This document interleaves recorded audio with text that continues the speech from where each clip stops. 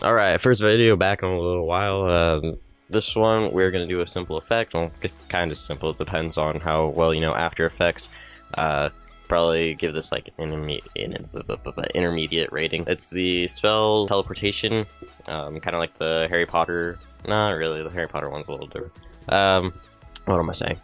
I'm doing the spell Teleportation. Oh man. I'm doing the spell teleportation effect that I did in my magic truck video, and I also did in the skateboard video, which I'll put on screen.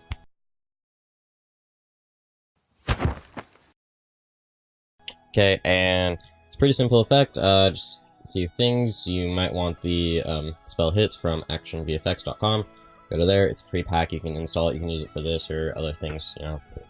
And that's kind of what it's there for. When you're recording your footage, recommendation, lock it off on a tripod. It'll make this effect a lot easier. And you're going to need your subject doing their action and then a clean template of that same exact area. This light's going to blind my eyes out. Let me find a bag real quick. I think that works. Yeah, okay. Ah, man. I don't feel like I'm going to go blind. First thing you're going to do after you import your footage is go ahead and... Well, first thing you're really going to want to do is open up your compositor of choice. I'm using After Effects. So let's just jump into After Effects. Okay, once you're in After Effects, you're going to want to open up your footage. Once you open up your footage, you need to find your keep lean template, drag that to the bottom, and your video on top. Make sure your video has at least 10 frames where the effect is going to happen. So your subject can be standing or something, you know, after they do like their action. Like in my case, I sneezed. So you're going to want to take those 10 frames, separate them from your main video. Once you separate them from the main video, then you need to rotoscope your subject out. Once you're for this, you can just use the roto brush. You're going to want to take the roto brush, and once you have the roto brush selected, make sure you select your person, and for the first few frames of it, you do want a lot of detail, but the rest of it can be really rough. Keep that in mind, and then I like to change the feather on it to 10, just because it's just what I do. I do that. Once you have that, you're going to want to add the twirl effect.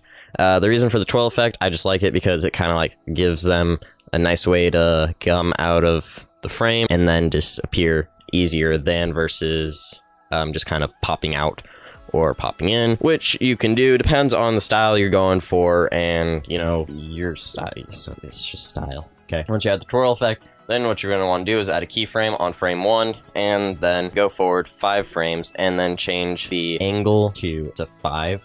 Not the, like, angle, you'll see, like, on screen, 5x, and then 0, 0. Or you can fiddle it around however you want. I changed that to 2, go forward 5 frames, and change it to 2. That's what I did.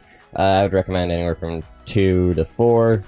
It just kind of looks there. If you go too far, then your spinning looks really just kind of off. If you go too low, then it just kind of looks a little funky. Okay, after you do that, then open up the transform settings for the clip itself. Go to opacity, create a keyframe on frame 1 again. Make sure that that is set to 100. Go forward 5 frames and add 0. Reason for this is it will slowly fade out your video versus your person just popping out. Like, again, that's style, you know, it's however you want to do it. After you do that, then go ahead and add the fastbox blur. Same thing as before.